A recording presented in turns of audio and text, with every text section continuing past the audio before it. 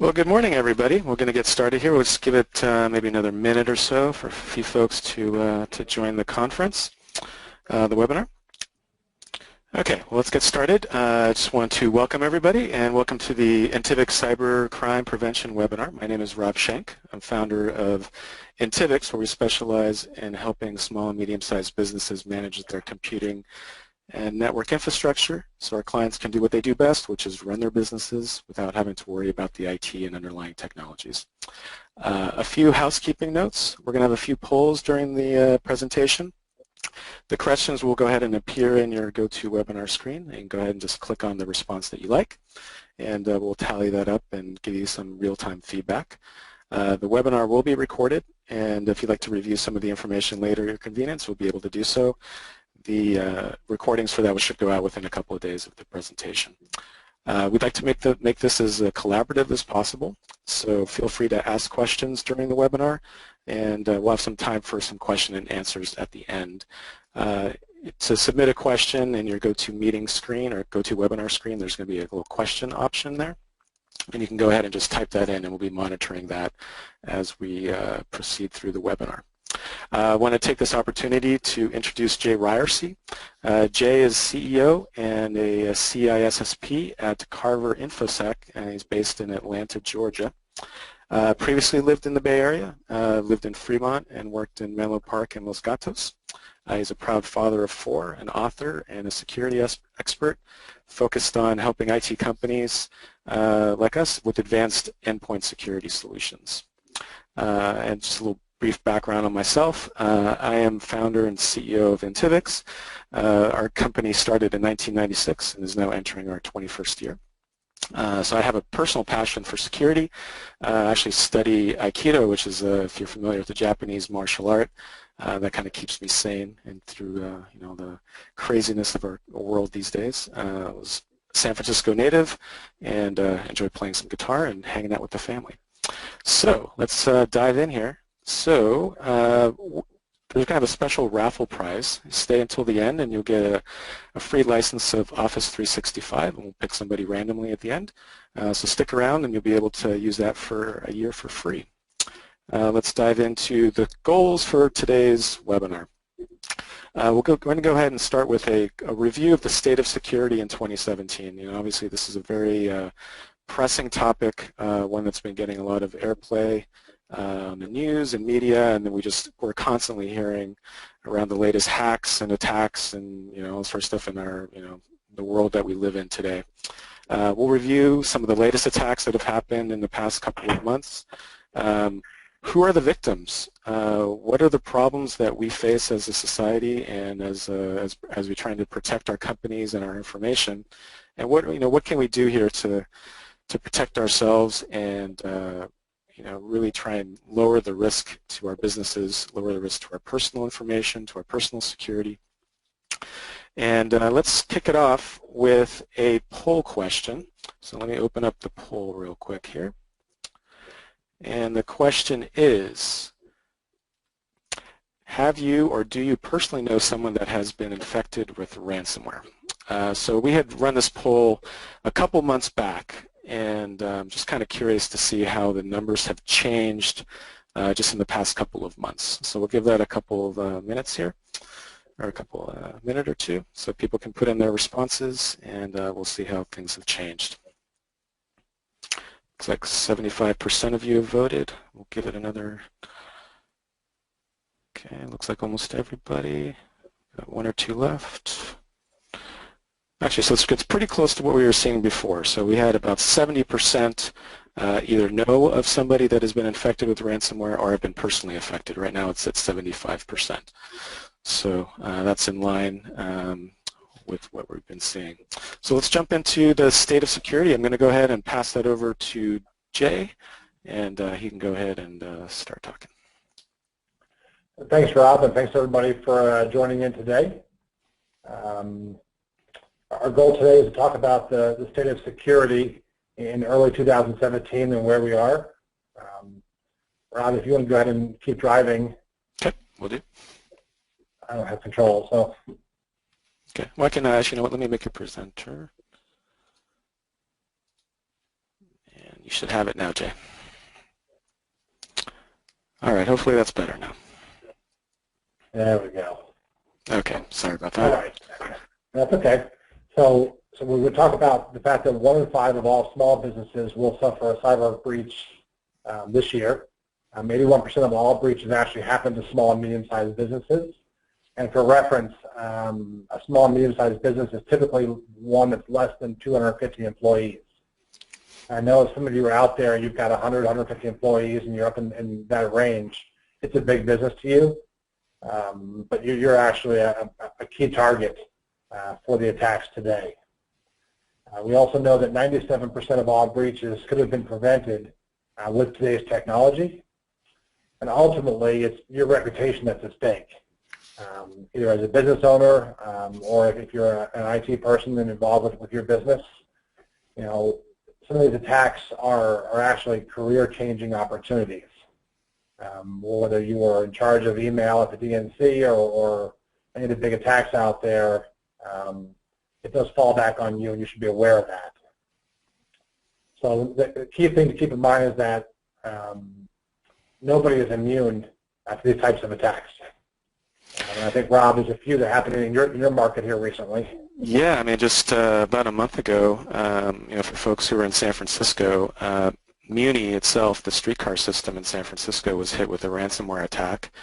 And basically the kiosks became unavailable for like a day and a half. And so Muni had to give free rides to folks, and they lost a lot of money for a day and a half of fares. And it was just due to a ransomware attack, and the kiosks just became unusable until that was rectified. And then this is one that actually hit very close to home for us just on, I think it was actually on Tuesday, where Sonic.net, it's a very prevalent internet provider in the Bay Area and region throughout California, actually.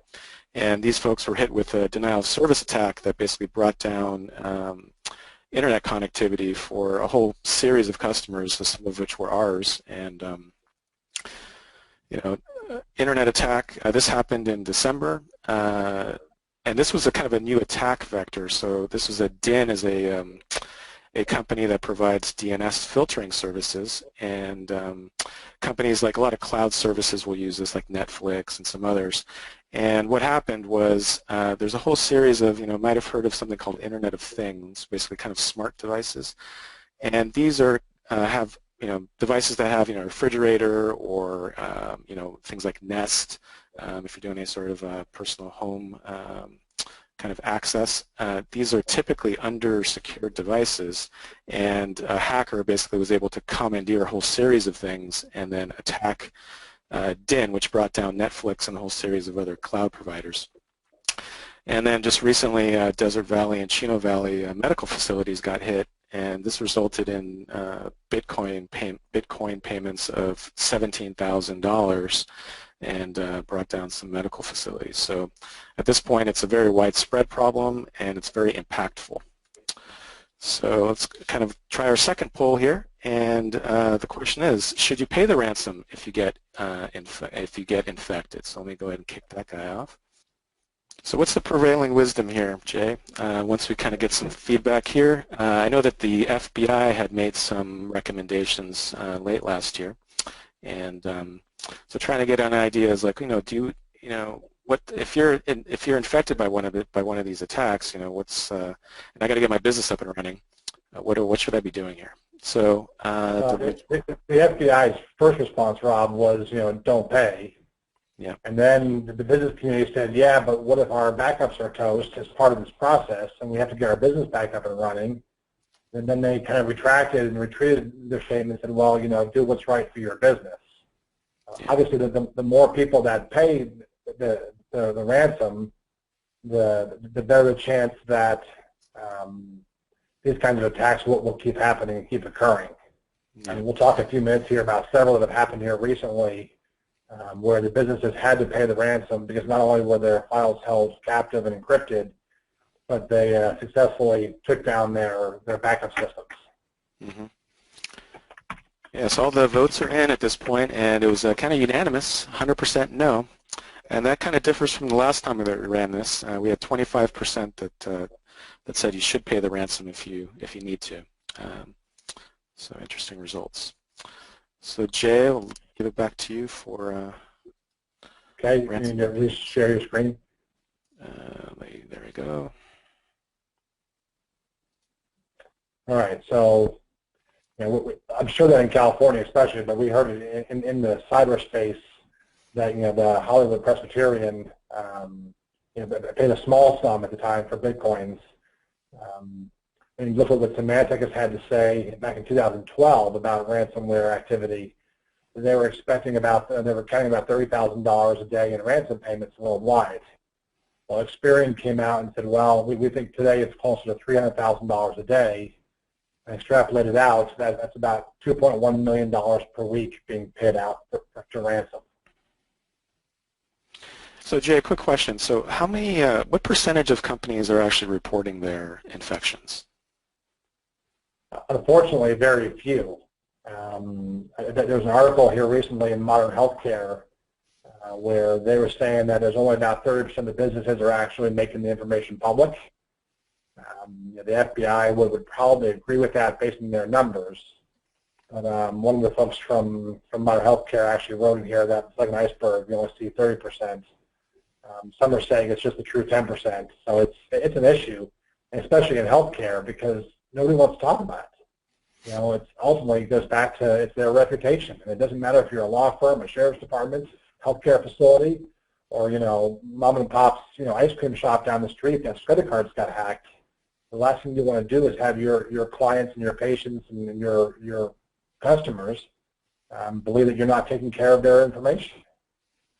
So that really is, that begs the question, what is your reputation actually worth?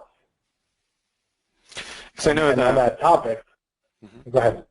Well, I was just going to ask, the FBI, I think, has made some sort of, they have a link available for, for companies to go ahead and report if they have gotten hit. Would your recommendation be for companies that do get hit to go ahead and register, so at least we have an accurate reporting, or is it, is the reputation going to outweigh that, you think? No, I think you should report. The FBI keeps that information confidential. They're just telling stats. They want to know how many machines were impacted, how long you were down, and those types of issues, and that they can pass the information along to legislators to help us, make some better decisions from a business standpoint, how they can help govern and help us. From an incident response plan, which we'll talk about here in a little bit, quite often your insurance company is going to make sure that you did report it to the authorities. So the FBI is certainly a good first call to make after you call your insurance agent. Mm-hmm. And what about cyber liability insurance? Should folks be thinking about that too? Definitely. We'll talk in a moment about a law firm here in Atlanta that I got involved with here at the end of the year that once all said and done, the cost of recovery will be somewhere around $250,000. That includes hiring CrowdStrike for forensics, includes recovery time, equipment they had to bring in to further secure the facility. That does not include the lost earnings of 100+ attorneys that they couldn't do any billing because they were offline. So it's an issue that we deal with. There's another one here locally that I don't know if in the Bay Area we heard this one or not, but this past summer there's a group called Athens Orthopedic. I pick on them because of how they handled it, but believe it or not, just in Atlanta alone there have been 3 different orthopedic facilities that have been hit with ransomware attacks in the last 6 months. What makes Athens stand out is that they didn't do a very good job of handling the public relations side of the attack. They came out almost immediately to the press and told them that yes, they had been hit, there was a problem, which they didn't find themselves. The FBI actually notified them of the scenario because their 205,000 patient records were for sale online. And the FBI came knocking on the door to let them know that was going on. And their response was basically, we're going to do the bare minimum for our patients to protect their credit with credit reporting and monitoring. Now, I know in California you've got much stricter regulations. Here in Atlanta and in Georgia, we don't have nearly those types of protections that you would expect. So in the meantime, the local news and media led into this practice.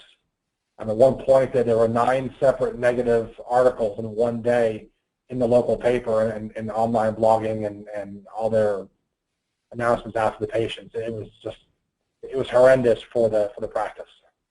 Yeah. So I mentioned a moment ago about this law firm, and I gave you a quick snapshot of the actual attack for people that really want to know what happened, because I blacked out the names to protect the innocent or guilty. But CrowdStrike was hired to investigate the ransomware infection. They confirmed that there was malware. It was SamSam, which is a version that's typically run by a group out of Russia called Xdetic. They initially accessed the facility through an open and remote desktop connection. Some brute force activity to get in and break into one of the hosts. The IT people and the security folks that were involved with this company were not paying attention to those kinds of activities because they thought they were safe with two-factor authentication. But the attack came in through a services account, a user named Backup, and had a very simple password, and they got in. They actually used the network to execute stolen credit card charges to buy material, buy stolen items. Up until on the way out the door, they actually executed the SamSam attack, took down 89 machines, and encrypted over 5 million files. That they totally killed the backups. There were no backups to recover from. They had to pay 28 bitcoins, which at the time was $25,360, to get the files back. And that wasn't the worst part. Once they got them back, Rod, it actually took the IT team 6 full days to unencrypt 5 million files. Because There's just so many files that had to be unencrypted. It just took that long to actually process. Yeah, it was about 39 hours per terabyte of data. It was absolutely horrendous. The attorneys were just walking around, didn't know what to do. I mean, they were stumped. It was right over the Christmas holiday, so it happened on the Friday night before Christmas. And by the time that they got everything together, put a plan in place, it was already a couple days after Christmas, and they weren't back up and running until after New Year's. Yeah, Happy New Year to you, right? Yeah, exactly. So we're also seeing that it's not just law firms and doctors' offices. They're really going after anybody now that they can get their hands on. There's been multiple sheriff's departments that have been hit. Again, here in the last 90 days, we know of several. This particular one is in Texas. The next screen you'll see there was one that it was such a big deal it actually made it onto the Drudge reports out in Arkansas. Where the Arkansas Sheriff's Office hit by ransomware, and they had to pay the hackers to get back, and it wasn't a lot. You can see this case was only $2,400, but they still had to announce it and admit it all the way to Drudge, which was probably pretty embarrassing and will probably cost several people their jobs. Yeah. Another one out there, which is, well, I know, Rob, you mentioned this to me last week when I saw you in Orlando. It's that Sheriff's Department. They lost. It's in Texas. Yeah, so they lost all their digital files, right, including videos. Yeah, it was the body cam videos, some normal surveillance videos. They lost some car videos. They lost photographs, and all Microsoft Office documents, going back over 8 years worth of evidence. I don't know about your business, but I don't know too many businesses that could survive after losing 8 years worth of work, or what kind of pain that would cause your business. Yeah, I think most companies would have a very difficult time recovering from that, and that probably would put most of those companies would have to go under, most likely. It's just you're starting over effectively at that point. Yeah, and there are some stats starting to come out now of companies that have been hit and had to pay the ransom and didn't get their files back. How they're doing and what their success rate is, and right now 1 in 5 will close if they don't get their files back. But the other thing happening is, Go ahead. Yeah, so even if, and there's no guarantee that even if you do pay the ransom that you're going to get the files back anyways, right? No, there's been a lot of conversation about that. You know, the FBI, you know, talks about that quite a bit. I have only seen often less than 10% of the clients where we've been engaged to get involved did not get their files back. And on the dark web, where a lot of these conversations happen, the ethical ransomware attackers that will give you back your files are taking great strides in shutting down those that actually delete the files. So there's still a fairly good chance you're going to get your files back. Mm-hmm. But there's so many things you can do up front to avoid the problem. And if you do those things right, you know, you're working with a good provider, even if you get hit with a ransom attack, because odds are they can get through. If they can get to a sheriff's department, the White House, and the Joint Chiefs of Staff, you know, if they want in your business, they're going to come in. But if your backup systems are set up properly and you've got good systems in place, you know, you can avoid paying the ransom. That's really a good place to be when you figure out that your systems work properly and you can have them back up and running in a short period of time. Mm-hmm.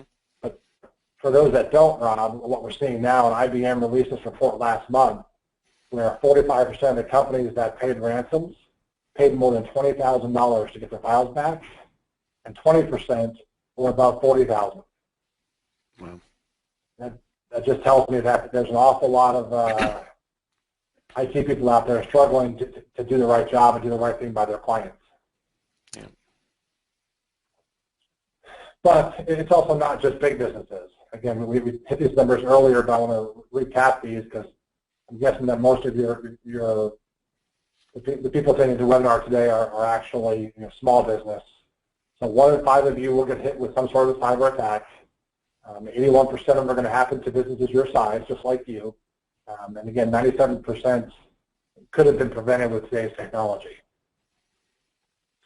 So in the small world, the small business world, the cost for a typical machine that gets infected is about $679. And that's as of July, as reported from Symantec. The price of Bitcoin has jumped to over $900. So we should see that impact of ransomware number keep climbing as we head into 2017 and see what people are actually paying. I bet it caps out somewhere around that $900 range before we get to mid-year. So you expect this, the cost of recovery to just keep, you know, kind of upwarding trending, at least for the foreseeable future, most likely. Yeah, and that's per machine that gets hit. And typically when a ransomware attack occurs, it's not just one computer, it's several, because once they get one, they go lateral, look for other machines that they can also infect and encrypt to raise the value of their ransom. Right. Yeah, the more that they can infect, the more that they can command back, basically. Exactly. Yeah. But we're also seeing where they're getting in, they're actually looking to see what kind of business you are, and what kind of data you have, and they're adjusting their prices now based on supply and demand. So if you're a business that has the ability to pay more, they're actually figuring that out before they give you the ransom so that they can make sure to get the most amount of money out of you they can get. Gotta love hackers. No thanks. Yeah. So let's dive into the anatomy of a ransomware attack and what most business owners and IT people should know about what it looks like. So typically the entry point comes in via either email or a drive-by click or an insider threat. The email gets clicked on. Within a few minutes, the files are being encrypted, and usually the user says, you know, when I clicked on that, I knew something wasn't right. They kind of have that uh-oh moment. And then the business has to make a decision, can they recover from their backups, or are they having to pay the ransom? If they have to pay the ransom, they're having to acquire Bitcoins, which most businesses don't know how to go acquire Bitcoins. So that's a whole process in and of itself. And then you're hoping that you get your files back. From a security standpoint, you know, we look at it from a little different perspectives. The first thing we do is make sure the human element is okay. But outside of that, you know that we've got to then be responsible for every email, on every website, for every click, on every shared network and cloud storage file, on every device for every employee every time. and the attacker only needs to be right one time. Very similar in style to the Homeland Security model and what they deal with on a daily basis. Right. So, Rob, what should your users and your friends of your business look for when it comes to these spam emails? Well, I mean, the spam emails that are coming in, I mean, it requires, I know everyone is really, really busy, and, everyone is getting lots of email every day, and, you're kind of skimming through and scanning through the email that comes in, but they're taking advantage of that, and they're basically leveraging, if you look here, for example, fake domain replaced a W with 2 V's. And the first example up here, abcsteelworks.com. If you're looking at that pretty quickly, it's giving you the illusion that it's actually a W. And if you're not really paying attention and looking very closely, there's a chance of clicking on that inadvertently. So they're looking at, examples an R and an N. If you put those together as you're typing it, it looks like an M. So it's a way to kind of trick users, an O versus a 0, a Q versus a G, an L versus an I or a 1. And these extra, missing letters, kind of create the situation where the user who's in a hurry already is potentially going to, inadvertently click on one of these things and infect themselves. So it's one of those things where, there's an opportunity for us to, just take an extra breath and slow down just a bit, and that just going ahead and doing that, can potentially prevent some of this stuff just from that, you mentioned that uh-oh moment, but I know it's difficult with the pace of life these days, but this is a very common technique that's been used for a lot of attacks now that are coming in through email. You'll also see, Rob, down here on the bottom of the message where it says, attach our payment instructions, code to admin expenses. I am out and not reachable by cell today, so use email only. There's an awful lot of that happening where people are getting tricked into clicking on these emails because they think, hey, I can't call him because he must be out today. But if that's not something that would normally be said to you or be written to you in an email, let that be a warning sign that there's an issue, because they're trying to create urgency for you and get you to respond quickly when you're already very busy. The other thing that we're seeing with some of these attacks that are really targeted towards businesses is that they're actually sending them now Monday mornings, like mid to late morning, and Tuesday mornings early, because they know that's when workers are in and knocking out a whole bunch of email and trying to get a whole bunch of stuff done, and they're more likely to click on one of these attacks than they would be otherwise. So keep that in mind. Yeah, so this also goes back to just kind of internal process around, having a plan internally, for your accounting department or your controller. How are you going to handle having an understanding amongst yourselves as to how you're going to process payments? And hey, I'm never going to send you an email like this if I'm the controller, if I'm sending it to one of my accounting folks. Verification via phone. Follow up that way, and not relying on, as you mentioned, just it's kind of creating this kind of urgent thing if one of the managers or decision makers is traveling. That's another way to make yourself a victim is not having an internal process that's kind of laid out, and can help kind of go a long ways to preventing this kind of stuff as well. Exactly. So Rob, tell me about what your team does for your clients. I mean, how do you guys handle the total environment? Yeah, well, I mean, from our perspective, cyber environment, the security environment it's a multi-layered type of environment. So there's, a good security, you have layers and layers of security. So if an attacker happens to get passed through one protection, you have another layer that's going to stop them. But you basically start with, kind of starting it from the bottom, moving up, the geographical layer, just the physical location, how, having infrastructure that's locked down. Do you have, physical security? Or doors locked? Do you have card key access? Do you log access? Are you locking down the infrastructure? Do you locking down your servers? Do you have them? Are they patched and kept compliant? Do you lock down firewall ports, routers? What do you do with your network infrastructure? And as you're moving up the stack, you're moving up now into the information layer. So are you keeping up to date with patching? Do you have a world-class antivirus system? Do you keep up with spam filtering? Do you have some sort of network filtering system in place? Do you have an automation centralization of view of all this stuff? Do you have the ability to run a report and understand, how many devices of mine are out of compliance, and maybe aren't patched or have an out-of-date virus definition, or haven't installed the latest patches, or haven't been in place for the last couple of months? Because these are all kind of creating these possibilities of infection, possibilities of infiltration. As you move up the stack, cyber identity, are you using kind of newer technologies like multi-factor, two-factor authentication, text to a phone, or using an app on a phone to be able to log into your system securely?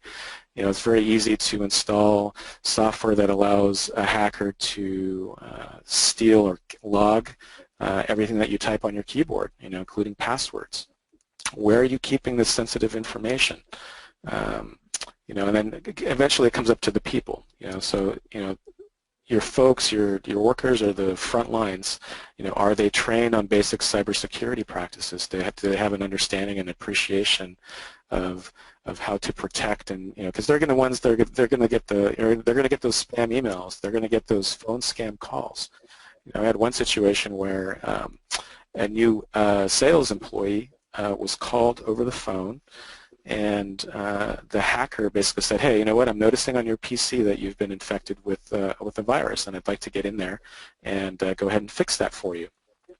The salesperson then communicated with this hacker, granted that hacker access to the computer using a remote tool, and the hacker then promptly infected the computer with ransomware. So it kind of goes, again, back to basics of security awareness, and then elevating the base security awareness of all your staff. Because they're the front lines, you want to give them the tools and the knowledge to, and you can kind of factor this from a perspective of not only protecting the business, but also, protecting your own personal security, because that stuff is going to, impact that as well. If I'm able to have basic security awareness, I'm going to be able to protect my home and my personal identity as well, and also, by extension, help protect the business. Yep. Yeah, so everything is basically connected, so it's all a big web, and you have to have multiple layers. It's complicated. Things change. It's not going to be a single point in time. It's not, security isn't one of those things where you just say, okay, you know what, I've implemented these technologies and solutions and training, and okay, that's just, okay, we're good. It's something that has to evolve over time.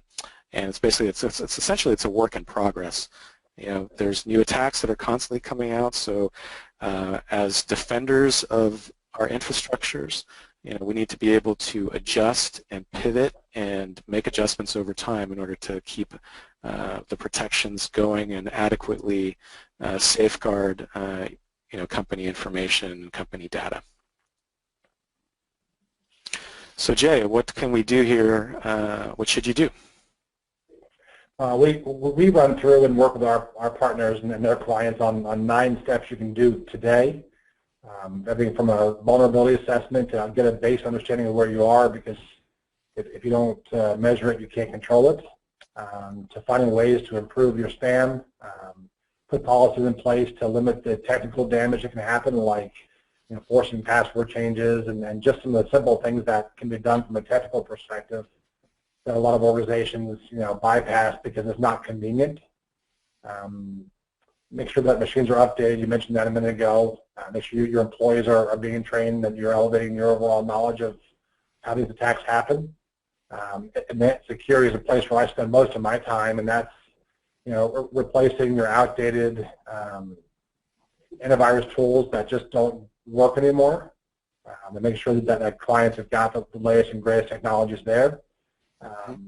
Firewalls. Everybody's got a firewall, but you'd be surprised at how many people, I'm sure you've seen this, Robin, as you go out to new prospects, they've got this really nice firewall they spend a lot of money on, but the IT person didn't configure it to actually provide layers of protection that you talk about.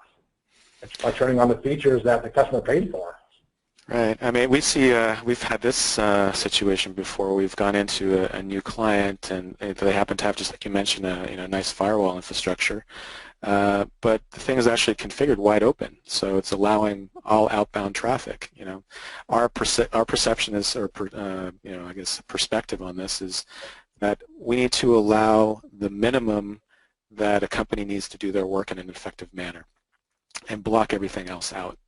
The less the less footprint is available, the less vulnerability that company is going to have. So you just you give enough to do the work, and not so much that you're allowing yourself to be wide open either. So there's kind of a fine line in there, but it kind of starts from from the beginning with a sound design. You have to have good technology and all that, but it also has to be implemented in a secure fashion with some forethought in order to properly protect, or ideally protect, an infrastructure. So there's multiple layers to that. All the money spent on new technology doesn't do any good if it's not configured securely. Absolutely. It's an area that we spend a lot of time with. Of course, encrypting devices, whether it be your iPads or laptops, anything else that's mobile, make sure that you're encrypting those files to reduce the chance of disclosure, and backups. And, backups is not just one, but we say backup, backup, backup.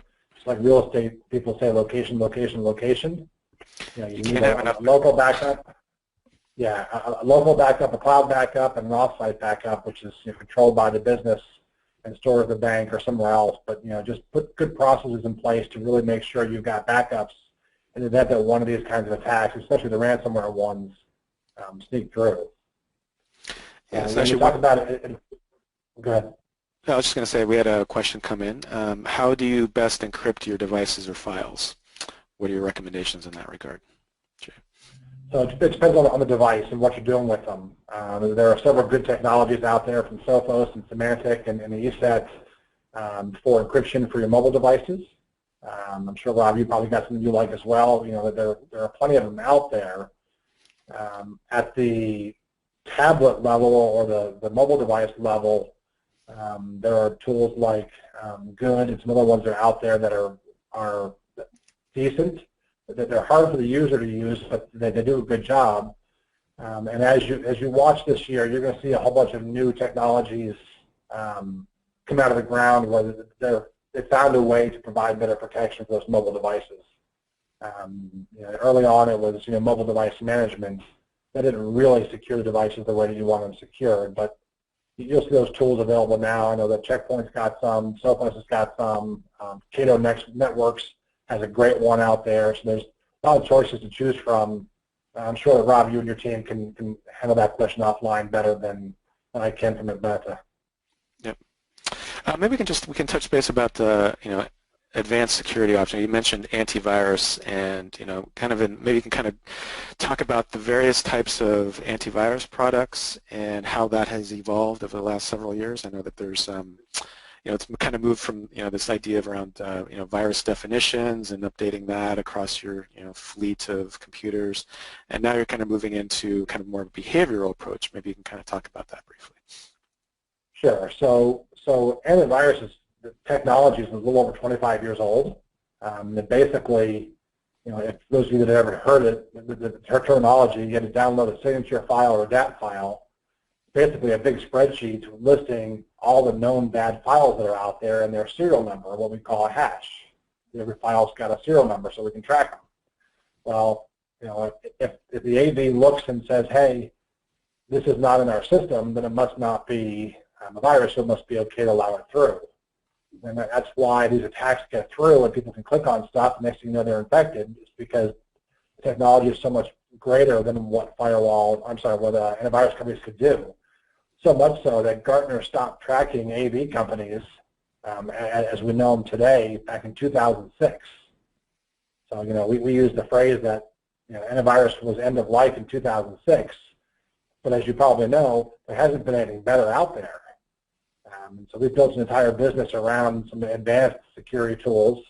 There's actually a Bay Area company out there called Sentinel-1 that's got a phenomenal product. and scores real well, even on the latest Gartner report that came out yesterday, as far as their ability to secure. And what they do is a little bit different. It is behavior-based. I love using the analogy of my kids when they were younger. My son would say, hey, Dad, can I have some cookies? And it'd be right before dinner, and we'd say no. After dinner, you can have a couple of cookies, when you finish your homework. So what a behavior-based engine does is it keeps an eye on where my son goes, and if he walks into the kitchen, that in and of itself is not a bad behavior. But if he reaches up to the cookie jar, that's where today's technology would actually lock the cookie jar and not allow him to have access to the cookies. And so it does a lot more things like gives the security staff and the IT staff visibility into where the traffic goes, because it's got much greater layers of detection of what's going on and what's happening. It adds some prevention characteristics because we're looking at the activities and the behavior of the file, not just whether it's on someone's list or not. And we now know that there's over 600 known bad behaviors and how they attack. And so if we can shut down those behaviors, we can reduce the propensity for those attacks to actually occur. And right now, Sentinel-1 is in excess of 99% effective on today's latest ransomware and other types of attacks. We get advanced tools like the ability to roll back a ransomware attack. So before you even go to a backup system, the IT department can actually have a couple of clicks and can roll back the attack on the user's machine and have it back up and running within a few minutes. I know there are several sheriff's departments and law firms and hospitals around the country that wish to have that functionality. And lastly, we can provide the forensics as to what happened. And I know that you deal with this quite a bit in your practice, Rob, where someone gets hit and they want to know how it happened. Right. With traditional AV, you couldn't provide that information, but now we can actually show you where it came in, how it came in, and what it tried to do. And then we can reverse out the attack and get the user back up and running. Mm-hmm. Yes, kind of gives the blow-by-blow of what exactly happened, and so it gives you some visibility into what the process was that was followed. So that's a lot of the technology things that are out there right now. So Rob, what should the folks that are on this call right now do today? Well, the first step is to understand where you are. So we recommend a vulnerability assessment to, kind of go through the checklist that you've kind of mentioned there to understand exactly, where are the gaps in my infrastructure, where are the areas that I need to, potentially invest in to help protect my infrastructure. Review how your IT team is handling spam. What are the policies, technical policies that are being followed right now? Is there any holes there? Are my systems being updated properly, and do I have visibility into that? Am I able to run a report that shows me the current status of my infrastructure? What am I doing with regards to employee training? Do I have a security training assessment or security awareness training system in place? You're going to look at your antivirus system. As you're mentioning, there's some newer technologies that are available that are going to provide more real-time protection, give you guys the ability to roll back quickly and kind of limit the spread, even if an attack comes in, limit its damage from the beginning. Reviewing the security features on your firewall infrastructure, making sure that you're not allowing things that you don't need to allow, making sure that you've implemented a lot of the security functions in those firewalls that are available today. Again, encryption, another big topic. Encrypt your mobile devices and anything that happens to go out. And then backup is critical, making sure that you have multiple layers, multiple levels of backup, and make sure that you have multiple opportunities to restore should anything happen to your infrastructure. And then lastly, and Jay, maybe you can talk about this, is have a cyber incident response plan. So how does this differ from a disaster recovery plan? Disaster recovery plan usually takes into consideration the physical infrastructure being gone, whether it be from an earthquake or other type of natural event. But cyber basically says what happens when all of our data and all of our technology is gone. What do we do, and what does that look like? And the recovery process is different all the way down to putting in a system up front to know, how do I buy Bitcoins? If we get our backs to a wall where the difference of keeping the business around or not is paying the ransom and we choose to pay it, how do you do that? And teaching your staff, what's different today than what you should have done in the past. So if someone gets an infection and all of a sudden the ransomware message pops up on their screen, what should that user actually do? Do they pick up and call somebody? Do they reboot? What do those steps look like? And for those of you that are on the call, don't reboot, disconnect the network cable, and call your IT team. But then it also comes down to, how do you handle the incidents? And so if you've got a cyber insurance plan, they have very specific things you need to do to make sure that you get paid. And if you don't know what those are up front, when you're under stress that you just lost access to your data and your entire staff is not functioning because they can't work, because there is no data to work on, you've got to know that calling your insurance company is one of the first steps, and following their guidelines is very important. So you want to get those up front so you can build them into your actual plan for your business. And just thinking through these things beforehand makes it a lot easier when you get into a scenario where you're having to make these kinds of decisions. Yeah, because it's not going to be a stress-free situation, right? So you want to have your plan in place before you deal with that. Exactly. Yeah. Great. Let's see, we had another question come in, and we're asking about the software. So you're mentioning the Sentinel one is the software that you're mentioning, Jay? Correct. Yeah. Okay. If you have any further information, you can please contact Rob, and here's my contact information here. Now we're able to provide a free cyber assessment. This is valued at around $2,000. And if you book some time by tomorrow, we'll go ahead and provide that free of charge. And this will only be available to those in attendance today. So please make a note of that, and we're happy to help you guys take a look at your infrastructure, so at least you can figure out where you are. And then at that point, you can decide what the next steps would be most appropriate. And this could be something that could be reviewed with your internal staff, or it can be dealt with us in kind of an outsourced type of arrangement. So we got another question came in. Small businesses without IT departments as far as best protection against cyber attacks. So if you're a small business without IT, that's part of where partnering with a good IT company that can actually function as your outsourced IT department, that can provide you with the guidance and recommendations to help protect you guys, would be probably the best area for you guys to go. Let's see. So we have actually, no, I want to hand out the winner for the Office 365 license. So let me randomly select here. And the winner is going to be JB Carter. So congratulations, JB. I will follow up afterwards with your special code for the redemption of the Office 365 license. Congratulations on that. And any questions? We're open. Feel free to ask, and we'll be here for a couple more minutes and see if we can help you guys out with any questions that come up. So, Jay, any parting thoughts? No, just thank you everybody for your time and for putting some time into this, and just make sure that, like Rob said, get that assessment in place.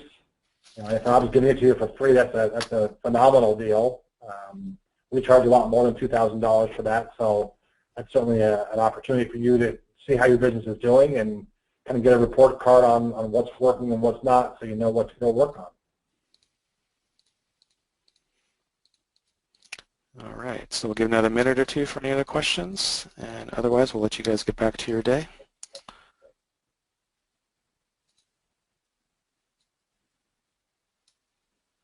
Rob, why don't you put your number and your email address back up there so they've got that. Yeah, let me put that back up. There we go.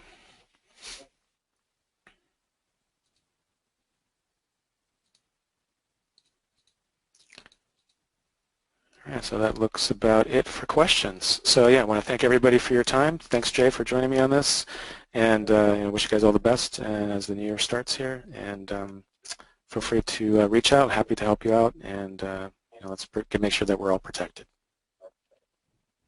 Thanks, everybody. Great. Thanks so much. Take care. Have a great day, everybody. Bye-bye.